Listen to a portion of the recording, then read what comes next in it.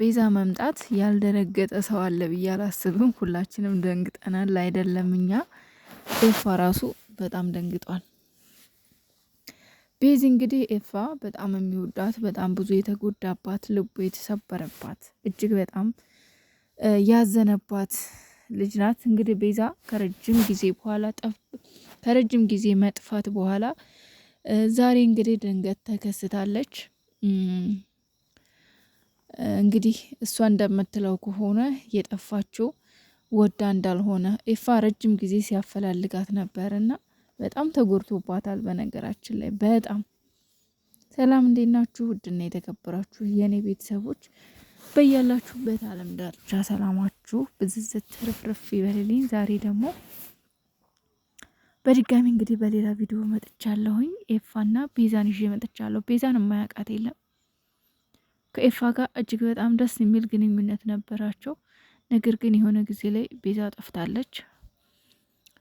ኤፋም እጅግ በጣም ብዙ ተጎድቶባታል፣ አዝኖባታል።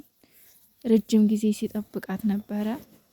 ነገር ግን ከቤዛ ተስፋ ቆርጦ ከኤልዱ ጋር ቪዲዮ መስራት ጀምሮ ነበር። ጥሩ ጊዜ ነበራቸው ከኤልዱ ጋር።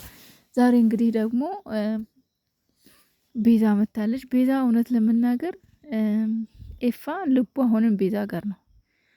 ምክንያቱም ኤልዱን በቃ በጣም እኔ እንጃ ብዙ ጊዜ አልፈልግሽም ምናምን ይላታል ኤልዱን ማለት ነው። እና ቤዛ እንግዲህ ወድጄ አይደለም የመጣሁት፣ ናፍቀሄ ነው የመጣሁት፣ የጠፋሁትም ወድጄ አይደለም የተገደድኩበት ነገር ነበረ፣ ጥሩ ሁኔታ ላይ ወይም ደግሞ ተመችቶኝ አይደለም የጠፋሁት ብላለች።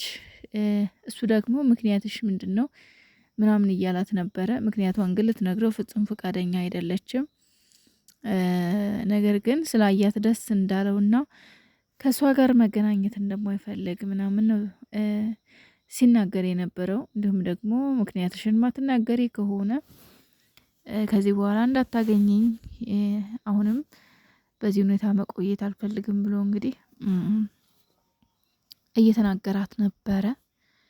ቤዛም ለመናገር ፈቃደኛ አይደለችም።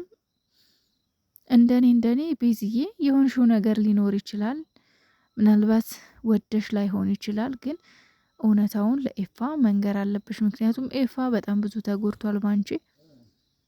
እንግዲህ አብራችሁ ትቀጥሉ አትቀጥሉ ቀስ እያለን እናየዋለን፣ ግን ብትቀጥሉ ደስ ይለናል። አንቺ ምክንያትሽን ብትናገሪ ኤፋም ደግሞ የሆነችውን ነገር አስረድታህ ነገሩን ፈታችሁት ብትቀጥሉ ደስ ይለናል።